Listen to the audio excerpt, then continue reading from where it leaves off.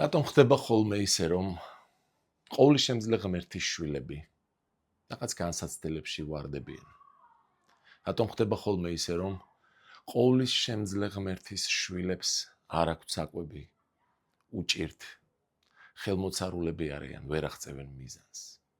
არ უნდა გაგვიკვირდეს, მეგობრებო, ასეთი რამ თავად იესო ქრისტეს მოციქულებსაც კი ემართებოდათ.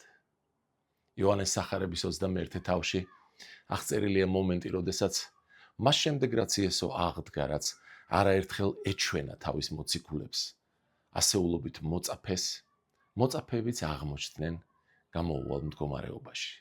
პეტრე, ნათანაელი, თომა, ზებედეს ორივე ძე, კიდევ ორი მოწაფე 21 თავში ერთად არიან და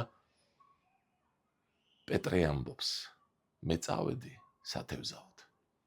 დანარჩენი 6-იც მას გაჰყვა. როგორც ჩანს, მათ საჭმელი არ აქვთ. მთელი ღამე ითევზავეს და ერთი თევზიც ვერ დაიჭირეს. იმედგაცრუებულები, დაღლილები, ღამე გატეხილები ბრუნდებიან ხელმოცარულის სახლში და უცებ სანაპიროდან ვიღაც ეძახის მათ: შვილებო, არაფერი გაქვთ საჭმელი? რა საინტერესოა. განა მან ვინც დაუძახა არ იცის რომ არაფერი აქვს საჭმელი, მაგრამ მან ჩათვალა საჭიროთ რომ ხაზი გაესვა ამისთვის. მოწაფეებმა უპასუხეს: არა, არაფერი. ერთხელაც გადააგდეთ ბადე ნავის მარჯვნივ. როგორი ნაცნობი მდგომარეობაა. მაშინ, როდესაც მთელ შენს ძალას ამოწურავ, ვიღაც გეუბნება, ერთხელაც სცადო. ეს ნაცნობი სიტუაციაა ზებედეს ძეთათვისაც, პეტრესთვისაც. მათ გადააგდეს ბადე და ურიცხვი თევზი დაიჭირეს. ძალიან ბევრი. ეს უფალია. ეს მხოლოდ უფალს შეუძლია.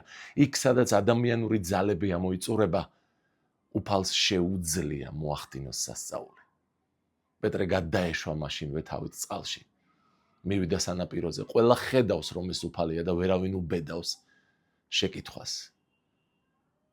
გასაკვირი ის არის, რომ უფალს მათთვის უკვე გამზადებული აქვს შემწვარი თევზი და პური.